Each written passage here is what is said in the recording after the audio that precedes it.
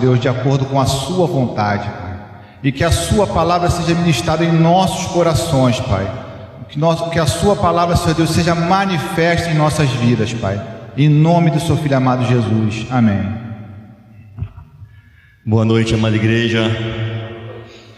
Convido você a abrir a palavra do Senhor em Êxodo, capítulo 16, verso 23. Obrigado, meu irmão.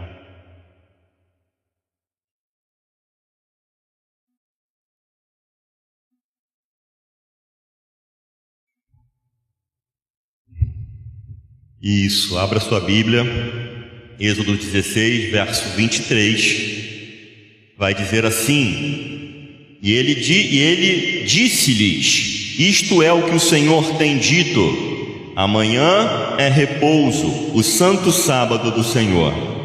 O que quiserdes cozer no forno, cozei-o, e o que quiserdes cozer em água, cozei-o em água. E tudo o que sobejar, guardai para vós até amanhã. E guardaram-no até o dia seguinte, como Moisés tinha ordenado, e não cheirou mal, nem nele houve algum bicho. Então disse Moisés: Comei-o hoje, porquanto hoje é o sábado do Senhor.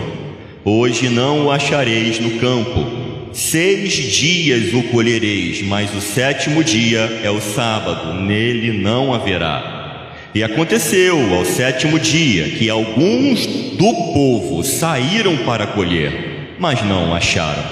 Então disse o Senhor a Moisés: Até quando recusareis guardar os meus mandamentos e as minhas leis? Vede, porquanto o Senhor vos deu o sábado. Portanto, Ele no 6º dia vos dá pão para 2 dias. Cada um fique no seu lugar, ninguém saia do seu lugar no 7º dia. E assim repousou o povo no 7º dia. Verso 31. E chamou a casa de Israel o seu nome Maná, ou Menhu, e era como semente de coentro branco, e o seu sabor como bolos de mel. Amém? Continuamos a nossa jornada pelo deserto. Estamos no deserto de Sim. Já tínhamos passado pelo deserto de Sura, onde o povo teve um momento com Deus ali em Mará. E agora eles estão estacionados e estão mais uma vez recebendo uma aula de Deus. Tudo que nós lemos aqui, literal, maná, todas as coisas que acontecem aqui, os bichos que aparecem, tudo isso tem uma pedagogia por trás. E nós estamos aqui estudando aqui essa parte de Êxodo, justamente para aprender o que o Senhor tem a nos ensinar com tudo isso aqui. Nós não estamos no deserto, nós não estamos nesse momento pela manhã catando o maná, estamos não, né? Não estamos vivendo nada do que eles viveram ali, mas nós estamos vivendo com o Senhor. Temos os desertos da nossa vida que acontecem dentro do nosso coração, e da mesma forma que Deus naquele momento queria ensinar esse povo a ser um povo governado, a ser um povo que viesse a obedecer um rei, ensinar a esse povo que eles não eram mais escravos e que não precisavam mais viver como escravos. Da mesma forma, nós também precisamos aprender a não viver mais como escravos. Então a pedagogia que existia lá atrás, ela é muito importante para nós entendermos o que acontece conosco hoje nas nossas vidas. Nós sofremos muito, ficamos angustiados, ficamos ansiosos, justamente porque não entendemos como o nosso Deus faz. E por não entender como o nosso Deus faz, a gente começa a imaginar um monte de coisa. E daqui a pouco a gente está confuso, sem entender o que está acontecendo na nossa vida. Sem entender o que é Egito, sem entender o que é deserto. Tentando ficar no Egito, ao mesmo tempo tentando correr do deserto. A gente não entende as coisas e a gente começa a ter uma vida cristã com uma qualidade ruim.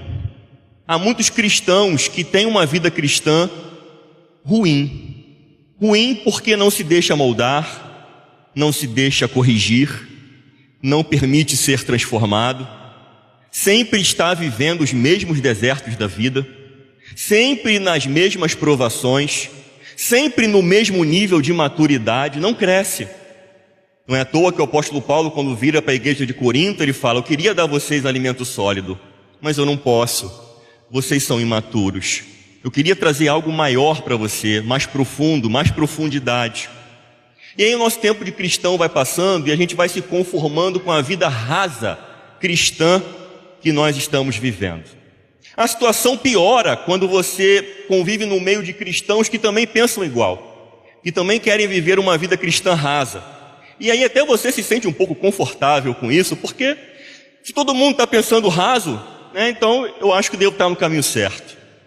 Mas você vê o quão distante de Deus você está e o quão raso você é quando você encontra alguém que resolveu mergulhar. Quando você encontra alguém que resolveu mergulhar na palavra, no conhecimento de Deus, na intimidade de Deus. E aí você vê, por parâmetro, o quão distante você está do Senhor. Eu quero conversar com você antes de explicar essa passagem, que você deve ter percebido aqui que nós falamos de sábado, ok? E talvez o sábado possa assustar algumas pessoas, possa dar um certo tremelique quando você escuta assim, falar sobre sábado, porque a gente já começa a lembrar de outras igrejas que guardam o sábado, ou o próprio judeu que guarda o sábado, e aqui você pode ficar tranquilo. Eu entendo muito bem que o sábado, o nosso descanso, não é um dia, é uma pessoa, é Jesus de Nazaré. Ele é o nosso descanso. Isso aí você sabe também, eu sei que você sabe, mas o problema é que descanso é esse? E é em cima desse descanso que nós vamos trabalhar nessa noite, que é o fim da mensagem. Mas antes de chegar em descanso, eu primeiro preciso trabalhar com ocultação, preciso trabalhar com exposição e preciso trabalhar com identidade. Quem estava ontem no encontro de casais aqui na igreja, a irmã Mayra já fez uma excelente introdução da mensagem que eu estou trazendo nesse momento. O pessoal tem trabalhado lá sobre Gênesis capítulo 3, e a irmã Mayra pregou sobre pecado e os estragos que o pecado faz na nossa vida. Eu quero mencionar aqui 2 estragos que o pecado faz na nossa vida, e vou me prender apenas a um deles, porque se me prender aos 2 não tem como, não vai ter tempo de eu conversar com vocês. O primeiro estrago mencionado pela irmã Mayra é a ocultação. Adão, lá no jardim do Éden, quando eles pecam, comem da árvore que trazia entendimento, conhecimento. O que acontece com eles? Quando eles comem da árvore, os olhos deles se abrem, eles percebem que estão nus, eles passam naquele momento a ser como Deus no sentido de conhecer o bem e o mal, eles passam a ter discernimento, eles passam a ter autonomia da própria vida nesse sentido. Essa foi a tentação da serpente, não foi um mero descumprimento de ordem, não foi um mero deslize, foi uma declaração de autonomia, de independência. A serpente falou: você vai ser como Deus, conhecendo o bem e o mal, decidindo a sua própria vida, fazendo aquilo que você quiser fazer da sua vida. A escolha vai ser sua. Porque isso pareceu tão tentador. Pareceu tão tentador porque eles não viviam assim. Lá em Gênesis capítulo 3, não vou pedir para abrir para não perdermos tempo, mas lá você vai ver que Deus passava na viração do dia para falar com Adão. Eles não sabiam nada além daquilo que Deus lhe revelava. Então, quando Deus passava na viração do dia para falar com Adão e Eva, Deus falava e eles ouviam. Repita: Deus falava e eles... Deus falava e eles... Tudo começa com ouvir. Tudo começa com ouvir. Em Deuteronômio capítulo 6, lá no verso 4, 5, você vai ver uma palavra que é quase um texto áureo para o povo judeu. É o Shema Israel. Ouve, Israel. Ouve. Você vai ver essa expressão, essa palavra na Bíblia o tempo todo. Ouvi o que o Espírito diz às igrejas. Quem tem ouvidos para ouvir, ouça. Tudo começa no ouvido. Como é que Adão sabia que era Adão? Porque ele ouvia do Senhor. Como é que Adão sabia o que tinha que fazer? Porque ele ouvia do Senhor. Ele não era autônomo. Ele dependia 100% de Deus. Mas a partir do momento que Adão peca junto com Eva, e o pecado entra na humanidade, automaticamente eles ficam temerosos, porque naquele momento Deus estava passando na viração do dia, e eles ficam, e agora? Como é que Deus vai nos receber? Como é que eu vou falar com Deus desse jeito? Nós erramos, nós falhamos. E automaticamente eles pegam folhas de figueira e se cobrem com aquelas folhas e se escondem. E essa é a primeira consequência do pecado, é a ocultação. Porque eu estou com medo de ser rejeitado, sabe? Eu estou com medo de você me ver do jeito que eu estou. Então eu começo a me esconder. Diz os sábios que nesse momento foi o primeiro ato de religiosidade da humanidade. Tentar se esconder através com folhas de figueira. Quem sabe você nessa noite está se escondendo ainda atrás de folhas de figueira travestidas de religiosidade. Aparência de religiosidade, fala de religioso, comportamento de religioso, estrutura de religioso, mas está ocultando o seu coração do Senhor. O coração de Adão. Adão se trancou porque ele ficou com medo. O medo gera esse oculto. E Deus aparece e começa a dizer: Adão, onde estás? Será que Deus não sabia? Sabia. Adão, onde estás? Cadê vocês? Deus naquele momento estava dizendo: Adão, não se esconda, porque a partir do momento que você se esconder, Adão, eu não consigo mais tocar o seu coração. Não se fecha, Adão, não se fecha. Mas Adão se fecha, coloca folhas, recebe a condenação. Lá no Éden, junto com a sua esposa, a serpente também recebe a condenação. E muito bem dito pela irmã Mária, o trabalho não é condenação, porque já tinha trabalho antes, não é isso, irmã Mária? Tá bom, gente? Trabalho não é condenação não, tá? Trabalho é trabalho, e nós vamos trabalhar lá na Nova Jerusalém. O que eu vou mostrar para vocês é da onde nasce o trabalho. Porque o trabalho ele tem uma importância muito grande na forma como nós nos relacionamos com Deus. E naquele momento, Deus disse para Adão que do suor do seu rosto ele ia tirar o seu sustento. Eles tinham um jardim para cuidar, para guardar. Tudo estava ali diante deles. O trabalho que Adão tinha no jardim do Éden adivinha da sua identidade em Deus. Ele não trabalhava no jardim do Éden para provar que era Adão. Ele trabalhava porque era o Adão. Ele tinha uma identidade em Deus. Identidade essa recebida pelo ouvir. Ele sabia quem ele era em Deus. Mas a partir desse momento, o Adão e a Eva estão expulsos do paraíso, e eu falei que eram duas consequências do pecado. A primeira é o se esconder, é o medo. A segunda é a separação. Eles foram colocados para fora do jardim. E diz a Bíblia que 2 querubins com espadas flamejantes fechavam a entrada do jardim, para que eles não tivessem acesso.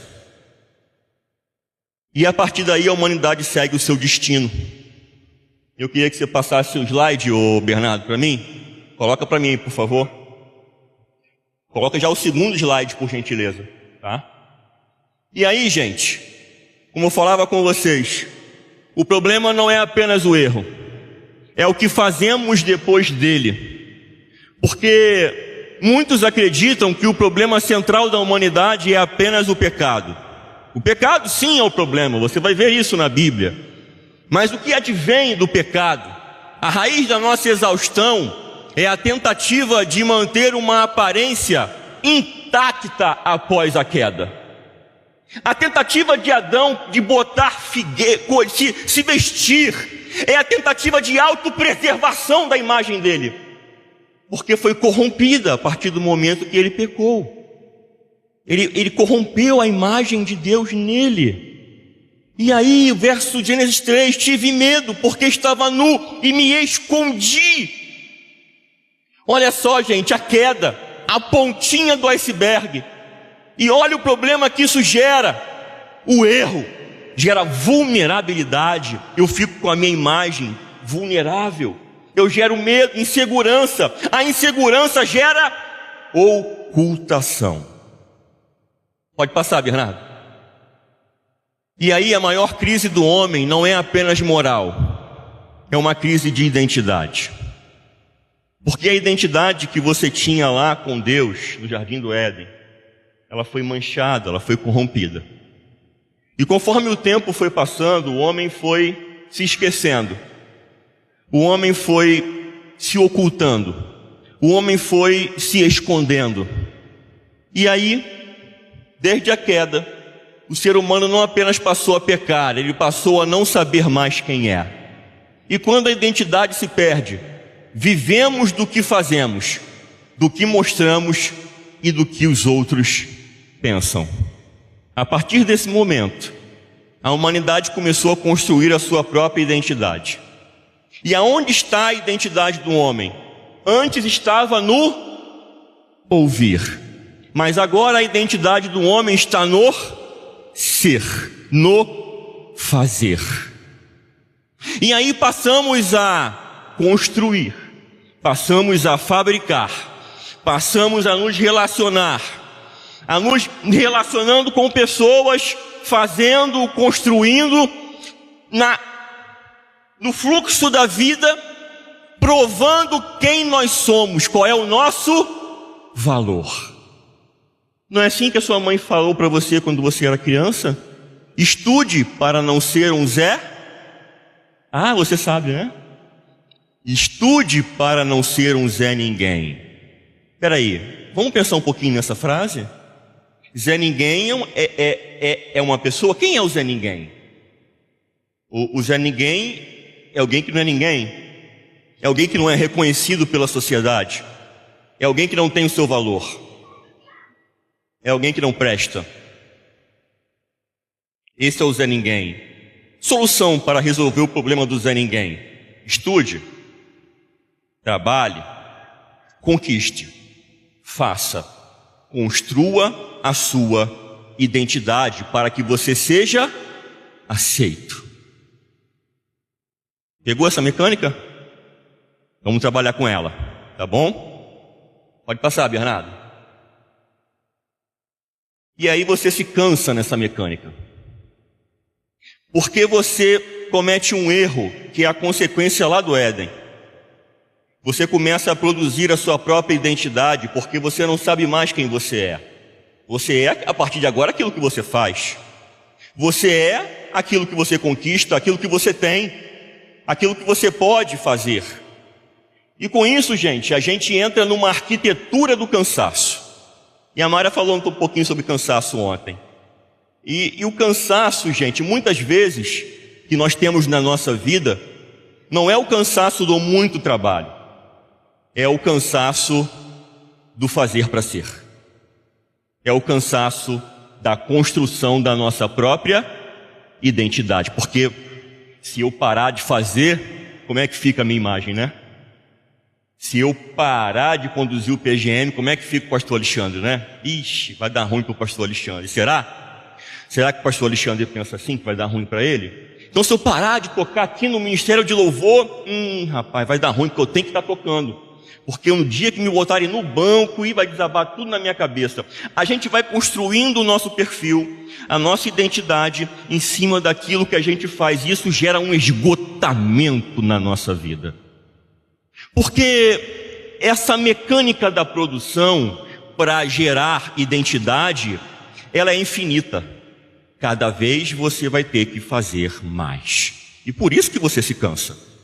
É só você entrar um pouquinho hoje na mente corporativa, na mente do trabalho, de como hoje as pessoas estão numa busca desenfreada por produtividade. Quanto mais produz, mais tem que produzir. Quanto mais produz, mais tem que produzir. E se você não produz, você está fora. Você não serve mais.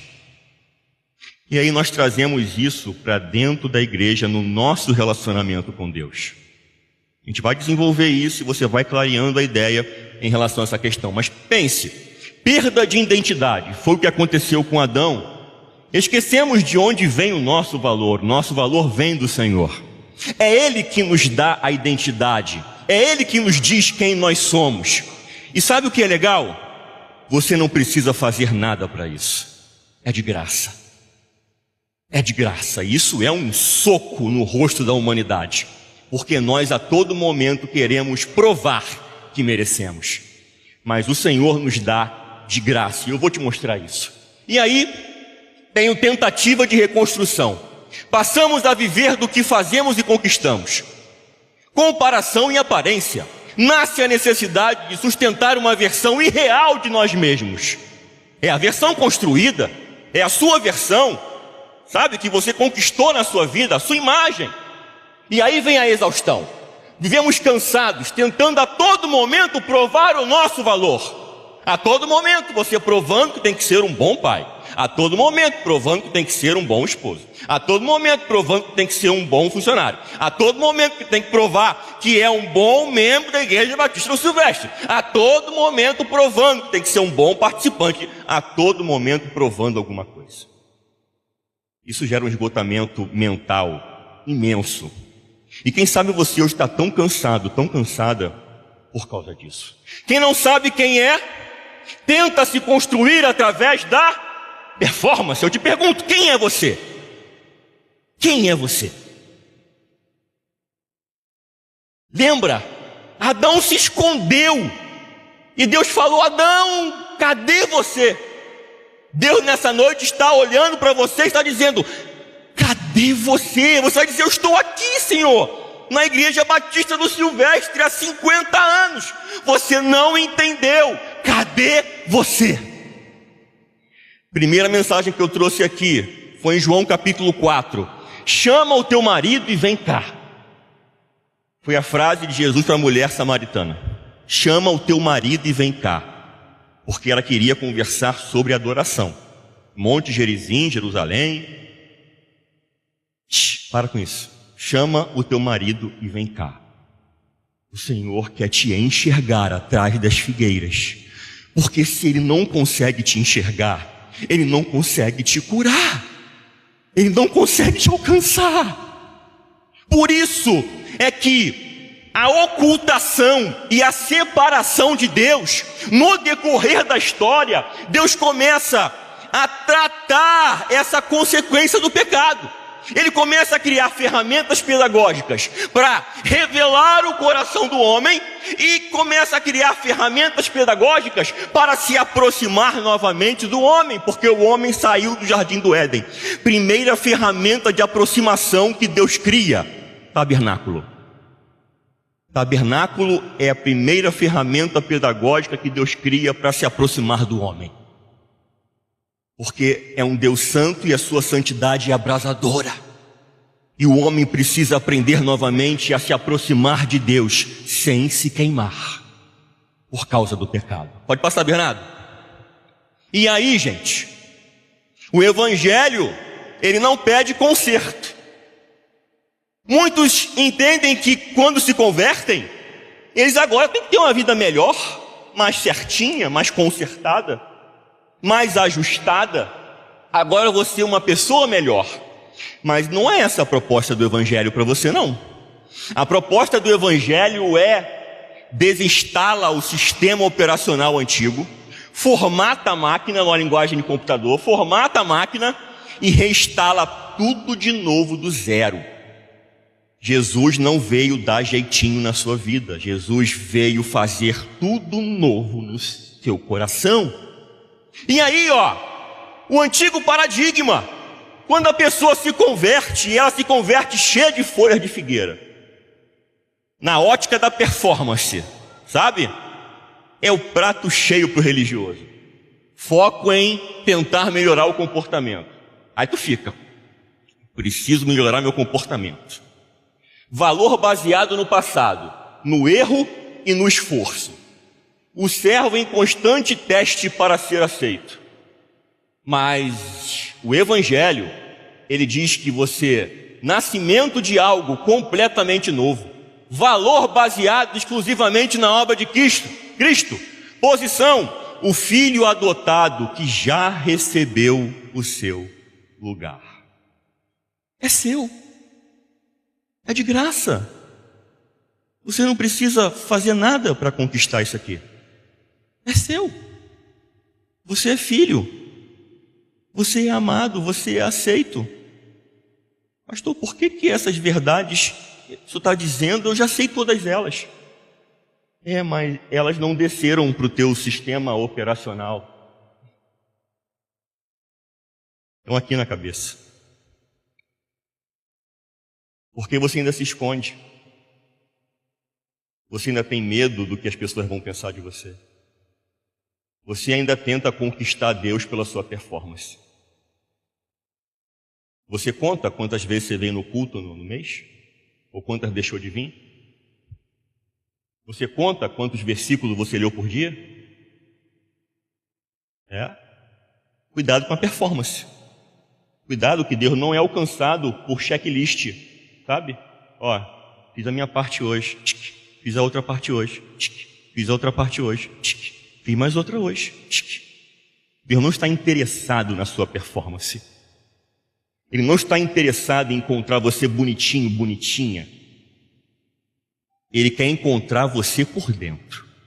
Ele quer encontrar o Adão atrás das folhas da figueira. Enquanto o Adão não aparecer, você vai continuar nessa tentativa cansativa de tentar chamar a atenção de Deus para a sua vida. Pode passar, Bernardo. Sintomas de uma vida espiritual distorcida. Orar tentando ser aceito. Famoso medo da rejeição. Será que Deus me aceita mesmo?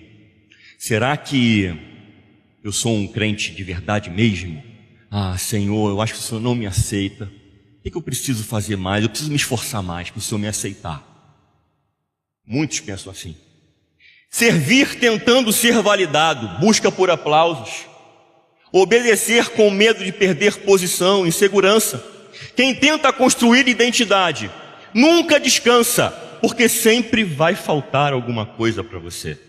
Sempre. Passa, Bernardo, mais uma. E aí, nós chegamos numa ferramenta pedagógica de Deus de exposição do coração. Obviamente, o texto é literal, tá?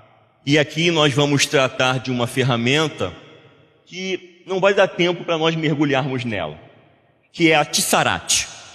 Tissarat é uma palavra hebraica que é traduzida na maioria das Bíblias, ou se não quase todas, porque não tem tradução para essa palavra. A tradução é lepra. Só que ela não é bem a lepra que você está pensando hoje não, que é a tal da hanseníase. Essa lepra era algo, obviamente, físico, mas ela adivinha, a origem dela era totalmente espiritual. O próprio texto vai dizer que era o Senhor que enviava essa praga aí. E por que o Senhor enviava essa praga? Então, nosso Deus é um excelente professor. E lembra, ele está ensinando o povo a ser um povo governável. E para ser um povo governável, é um povo que precisa aprender o quê? Que não pode esconder o coração. E aí essa ferramenta que está lá em Levítico capítulo 13, a partir do verso 9, eu só vou ler rapidinho para você, não precisa projetar não, tá, Bernardo? Quando no homem houver praga de lepra, aqui em hebraico Tissarat, será levado ao sacerdote. E o sacerdote o examinará, e eis que se a inchação branca na pele, o qual tornou o pelo branco, e houver alguma vivificação da carne, viva na inchação, lepra envelhecida é na pele da sua carne. Portanto, o sacerdote o declarará imundo, não o encerrará porque imundo é.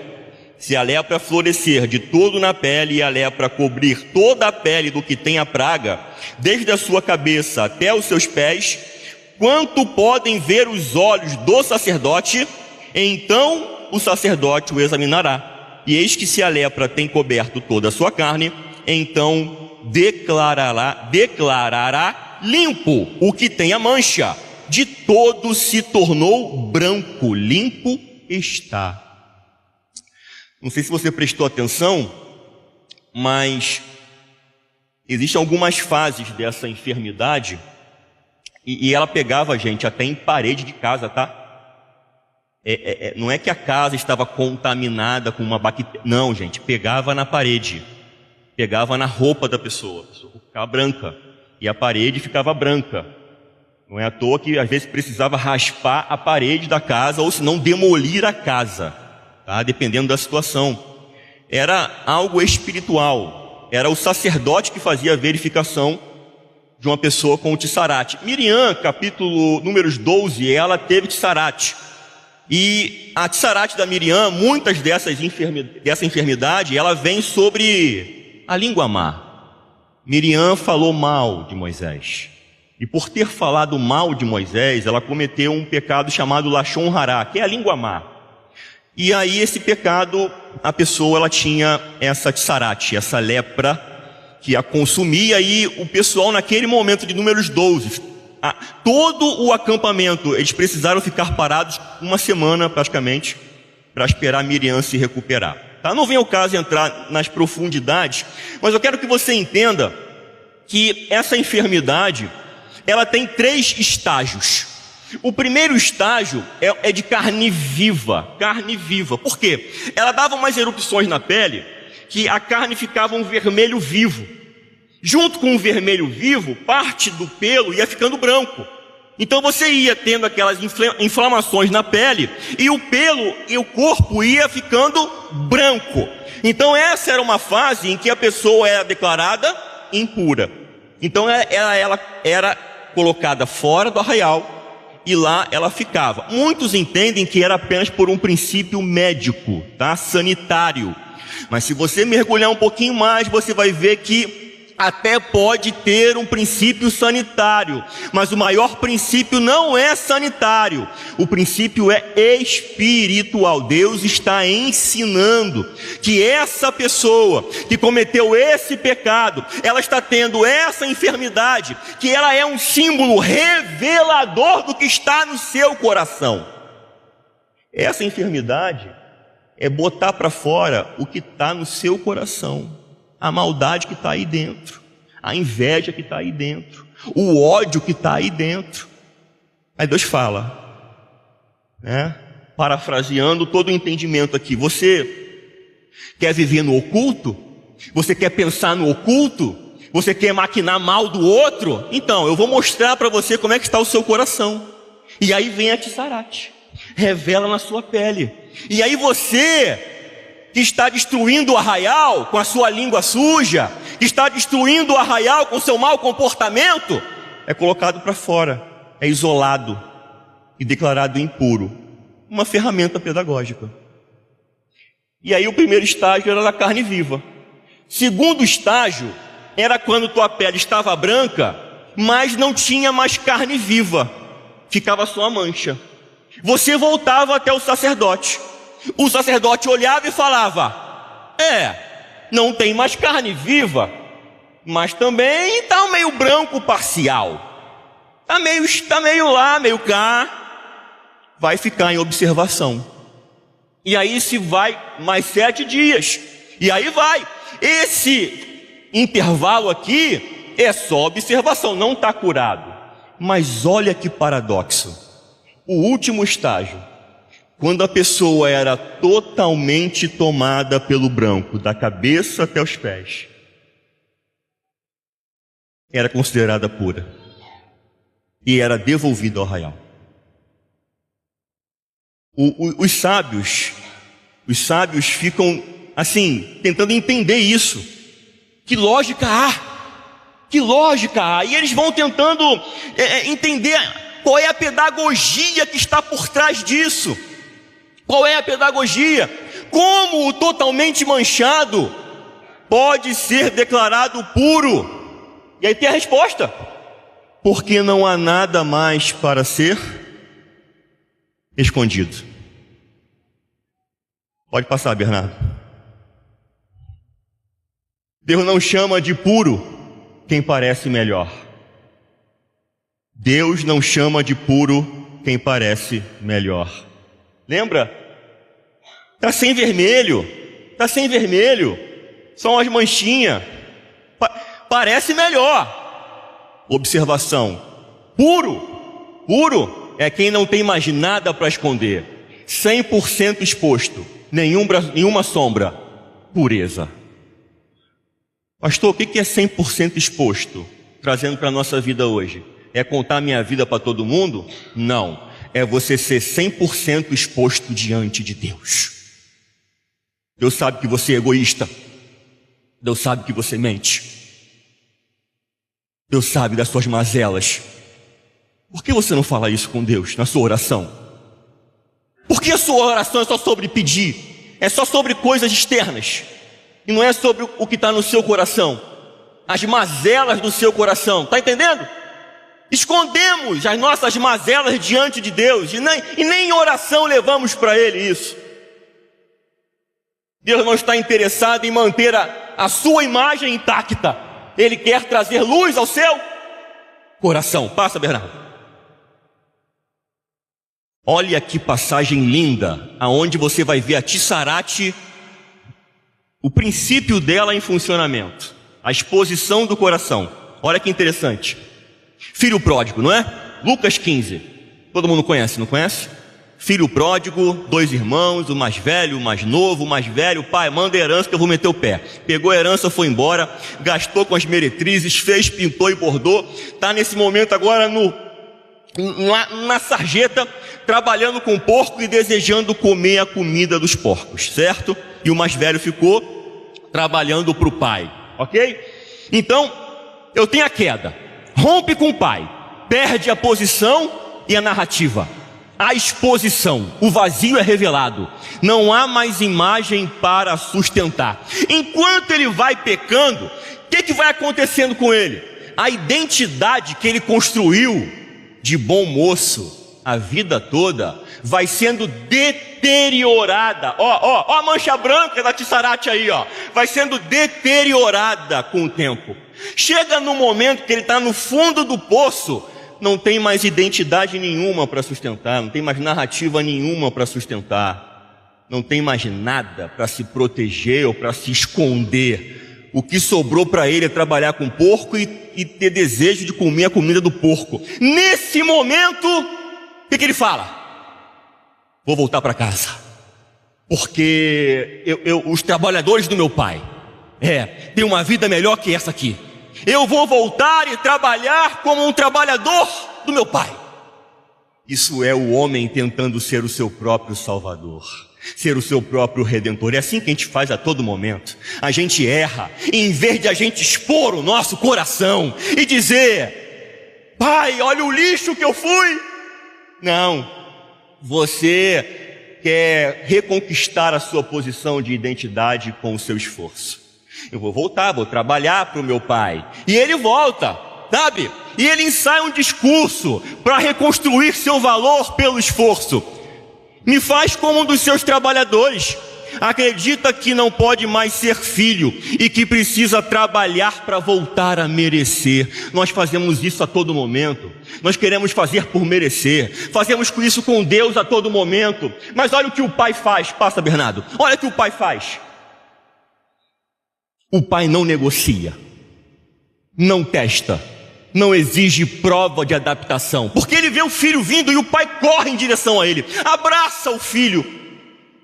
E o pai poderia falar assim para ele: que garoto mal criado, gastou o dinheiro todo, vai ficar de castigo agora e vai fazer por merecer. Vai ficar aí com os meus trabalhadores. Quando você tiver, eu ver que você se curou, se recuperou, aí eu te restituo. Não, porque essa passagem é o que Deus estava tentando fazer com Adão lá no Éden. A identidade é recebida, é presente. E o que ele faz com o filho? Não. Chama os funcionários, deu um anel para ele, autoridade e pertencimento restabelecido, roupa, dignidade completamente restaurada e sandálias, posição de filho irrevogável, não de servo. Você não precisa pagar nada, você não precisa, é tudo seu. É a identidade recebida de presente, não mediante esforço, mas mediante graça, mediante favor de Deus na sua vida. Isso traz descanso. Isso traz descanso. Porque você imagina o coração desse cara aflito, do tipo assim: olha o que eu vou ter que fazer para recuperar esse prejuízo. Aí o pai vai ter que fazer nada. Mas o filho mais velho não gostou, não foi isso? E aí quando o pai chamou o filho mais velho para a festa, porque matou um cordeiro lá, bem parrudo, e o filho não quis vir, e o filho: o senhor nunca fez isso para mim. Eu te sirvo há tantos anos. Vou repetir, se você não entendeu. Eu te sirvo há tantos anos. Identidade por meio de produção. Jesus está ensinando Jardim do Éden na parábola do filho pródigo. Eu te sirvo há tantos anos. O que o pai responde para ele? Tudo que eu tenho é teu. Não precisa provar. Tudo que eu tenho é teu. Você é meu filho. Descansa nessa noite. Para de tentar provar para Deus. Você já foi aceito. Você é amado. Você foi reconciliado, justificado, justificada. Para! Isso está te matando. A identidade não é construída por esforço, nem restaurada por desempenho. Ela é declarada pelo Pai. Isso é um soco na cara da nossa tentativa de conquistar as coisas. Quando ele botou a sandália, foi o fim. A sandália foi o fim. Porque os servos não tinham sandália. Mas quando ele botou a sandália: não vou usar isso não mereço. Não mereço. Realmente não merece. É um presente. Pode passar, Bernardo. Quem é você? Você é filho. Não negocia pertencimento. Os filhos não negociam pertencimento. Filho é filho. O seu filho precisa te provar para você que ele é seu filho todo dia? Você é amado. Para de tentar querer ser mais amado por Deus por aquilo que você faz. Você é amado. Descanse nisso. Ele te ama. Ele te ama. Você foi aceito. Mas eu sou tão sujo. Você foi aceito. Mas eu estava podre lá com os porcos. Você foi aceito. Aceita isso. A nossa alma não quer aceitar a graça, gente. O ser humano, um coração rebelde, ele rejeita a graça. É do ser humano, da autonomia do homem, da consequência do Éden. Nós queremos fazer por merecer. Você foi reconciliado. Não tentam se aproximar. Você não tenta se aproximar mais de Deus. Você já está lá. Você é dele. Passa, Bernardo.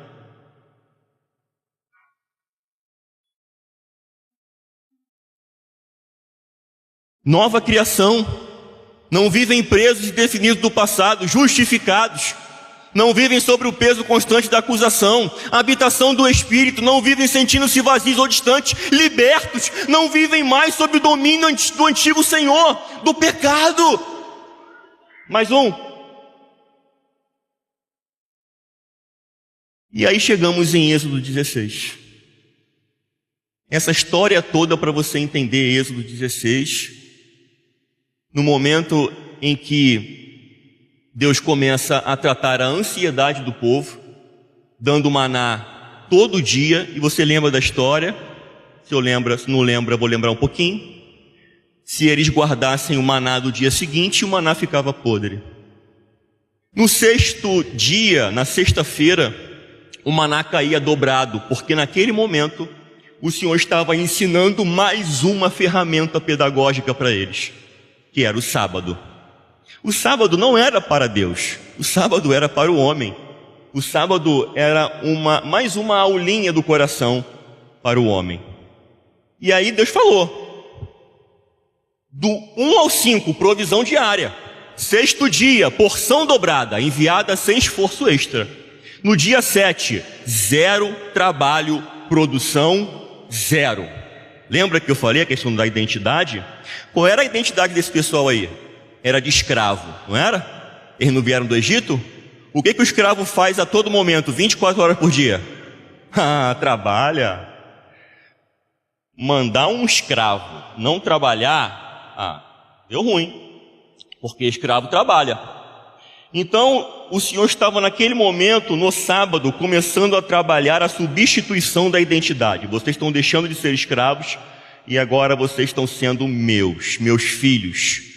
E filho meu, descansa, porque o seu trabalho, ele não é para provar quem você é. Você primeiro precisa aprender quem você é. E aí você trabalha.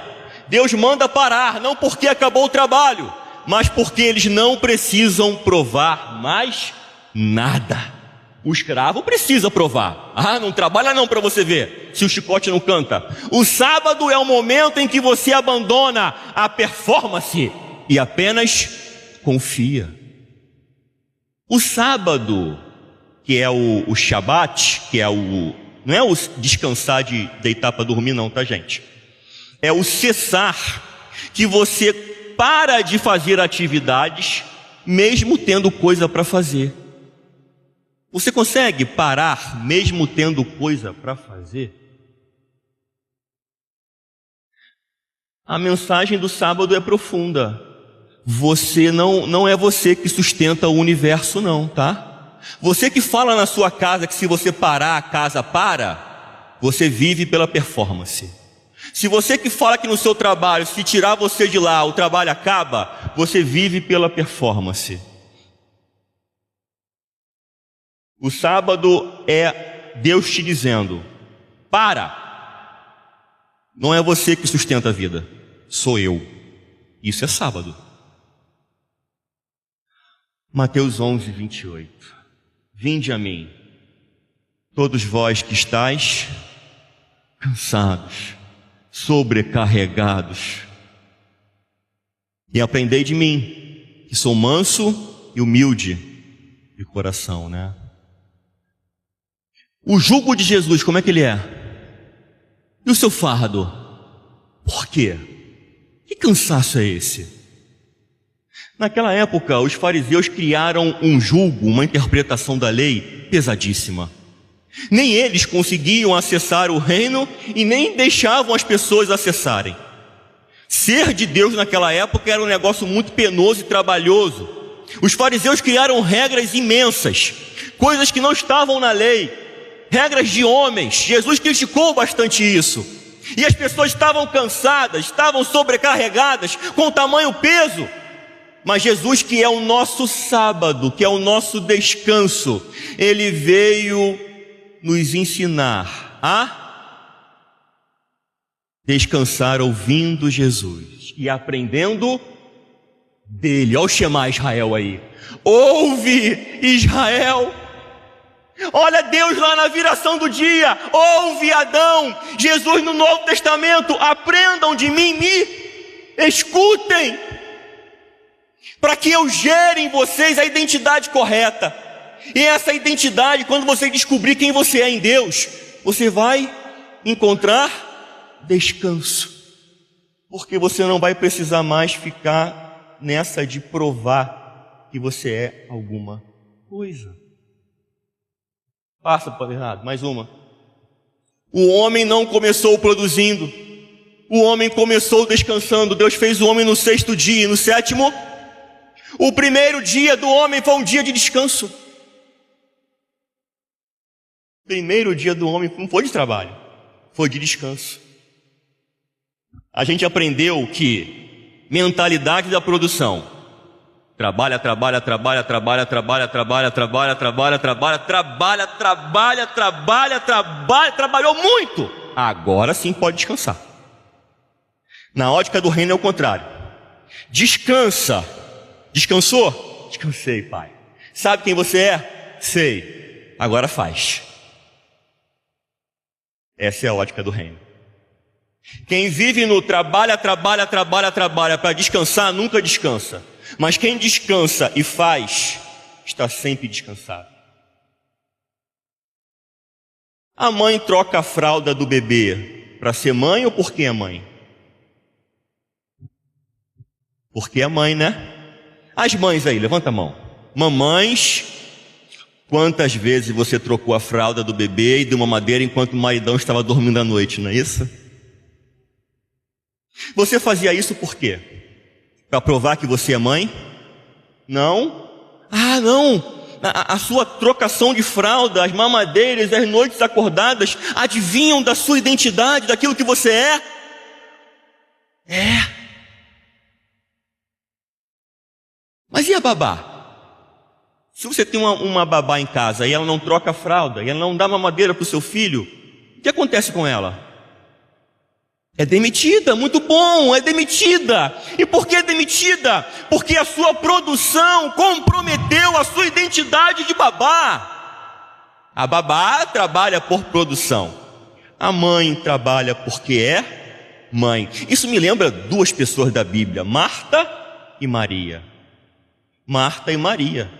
Maria estava sentada ouvindo o Senhor, mas Marta estava atarefada, fazendo muitas coisas. E Jesus disse: Marta, muito atarefada, uma só era necessária. Maria escolheu a melhor parte. Porque Maria estava sentada diante do Senhor, mesmo tendo coisa para fazer. Quer mais sábado do que isso?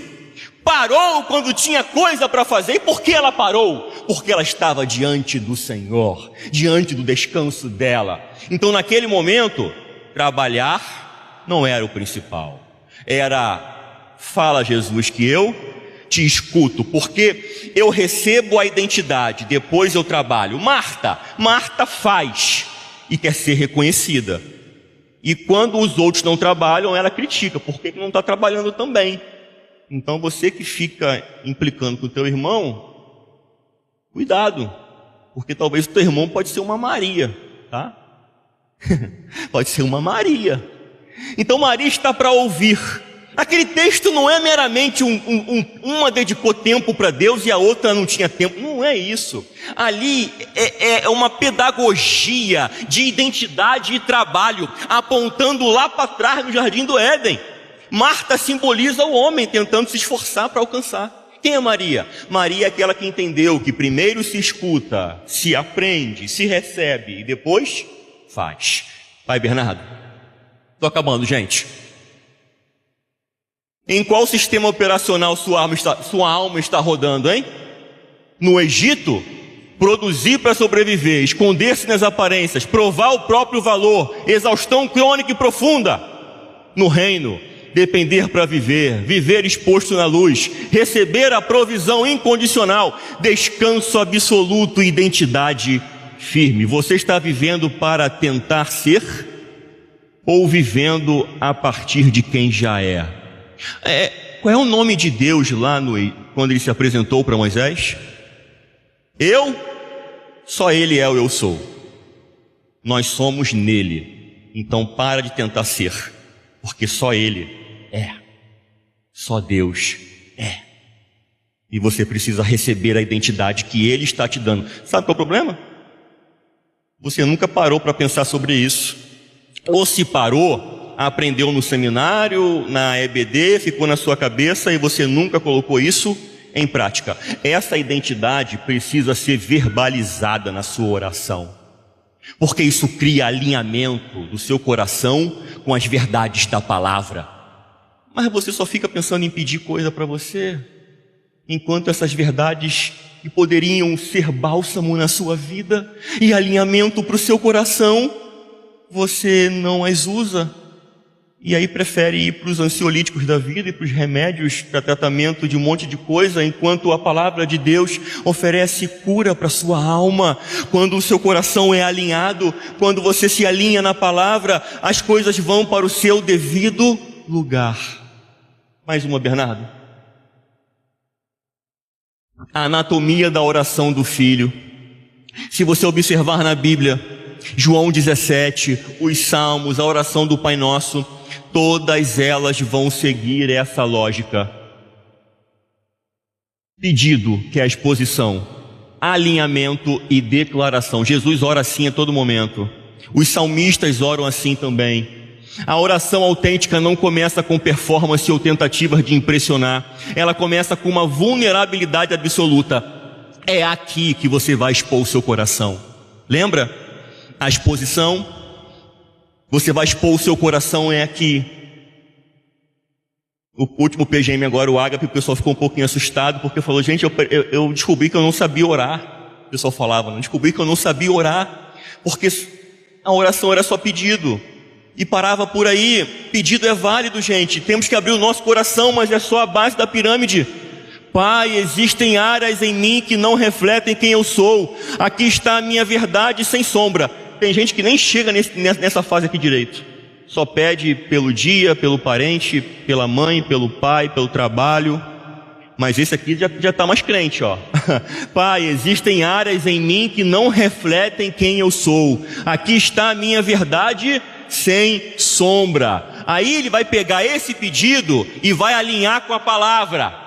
Mas a tua palavra diz, o que a tua palavra diz? A tua voz dizem que eu sou filho amado. O que a tua palavra diz a respeito do meu pedido? Eu começo a pegar o meu pedido e começo a alinhar a palavra, a vontade de Deus. E quando eu alinho a vontade de Deus, eu vou para a última fase da oração, que é a declaração do que a palavra diz que eu sou. Portanto, eu sou filho, eu sou aceito, eu sou justificado, aleluia, eu sou nova criatura, eu sou sacerdócio real, aleluia. É a declaração, gente. Érico, pode vir. É a declaração de quem nós somos em Deus. E com isso nós vamos alinhando a nossa vida, porque enquanto vamos vivendo, as nossas falhas, os nossos erros vão desalinhando a gente da palavra. E quando nós oramos, nós declaramos a palavra, nos alinhamos à palavra, ajustamos o nosso coração na sintonia do reino. E o Senhor consegue nos curar, nos tratar. Mais um, Bernardo, e terminou. A cruz é o fim do esconderijo. Na cruz aconteceu algo definitivo. Tudo sobre a humanidade foi exposto à luz, porque todo o pecado da humanidade caiu sobre Jesus. E ainda assim, nenhuma condenação permaneceu. Quem não sabe quem é, se esconde. Quem sabe quem é, se revela. E quem se revela, finalmente descansa.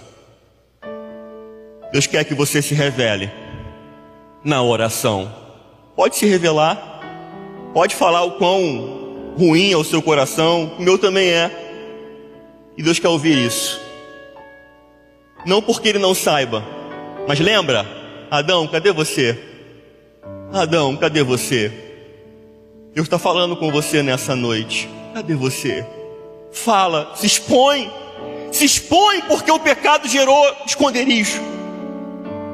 Mas quando a luz vem, a luz tudo revela. Mas os homens maus preferiram mais as trevas do que a luz, para que as suas obras não fossem reprovadas. Vamos orar diferente nessa noite? Vamos ficar de pé para louvar e encerrar a mensagem.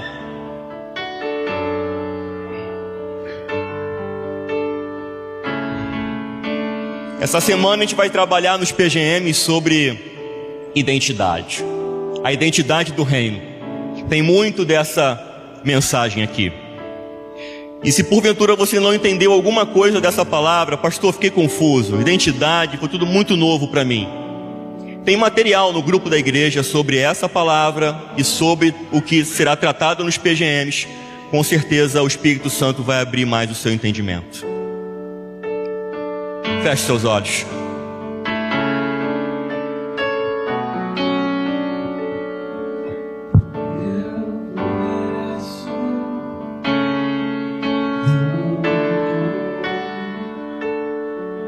Eu não sou digno de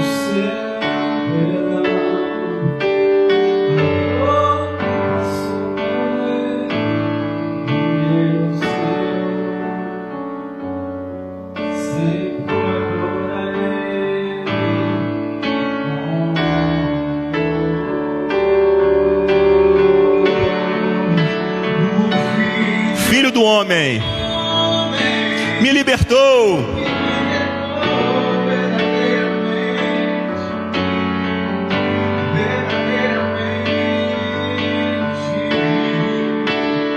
Posso erguer minhas mãos ao céu, levantar minha voz e adorar, levantar minha voz e exaltar, levantar minha voz só pra dizer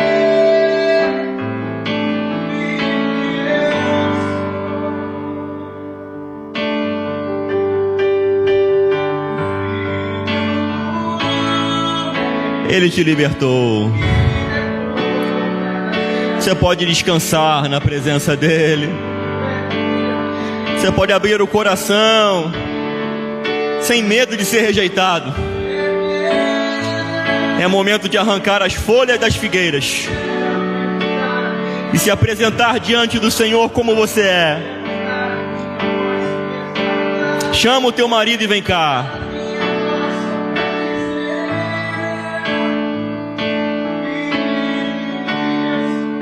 Deixa eu orar pela sua vida. Senhor, em nome de Jesus, Pai, continua falando ao coração da tua igreja, Pai. Talvez para alguns esse assunto foi novo, foi diferente. Talvez nunca pararam para pensar que a sua vida, a sua identidade vinha daquilo que se fazia. Até porque nós aprendemos assim, Pai, desde criança. Isso é humano.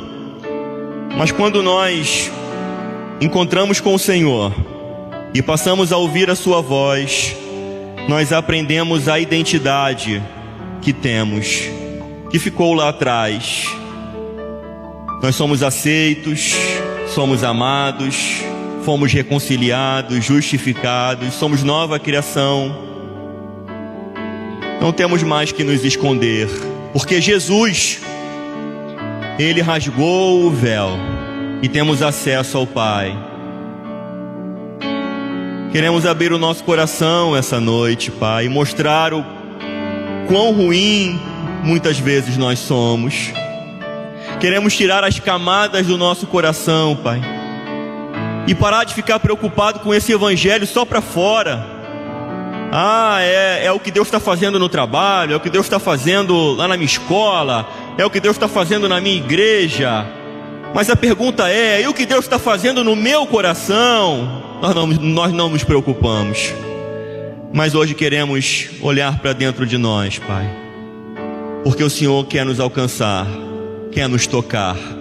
Para isso a gente precisa se expor. A gente precisa ficar branquinho, Pai, que nem a Tissarate, da cabeça até a ponta dos pés, sem nada para esconder,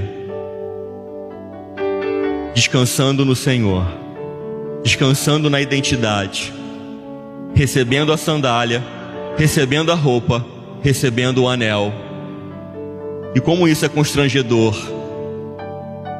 Não tenho que fazer nada para merecer essas coisas. O Pai diz: não, eu te dou isso porque eu te amo. Descanse no meu amor. Não queremos ser como o filho mais velho, Senhor, achar que o Senhor tem que nos dar as coisas, porque servimos ao Senhor tanto tempo. Retira de nós, Pai, essa mentalidade de construção de identidade baseada no esforço, porque essa identidade baseada no esforço, ela só serve para ocultar as mazelas do nosso coração. Por isso o Senhor virou para os fariseus e disse: sepulcros caiados, bonitos por fora, mas podres por dentro, hipócritas, porque estão com o coração sujo e aprenderam a se esconder atrás de uma falsa identidade. Arranca as nossas máscaras, Senhor, para que a gente realmente experimente o seu amor, o seu cuidado e a sua restauração. É o que eu peço ao Senhor, em nome de Jesus. Pastor Mauro.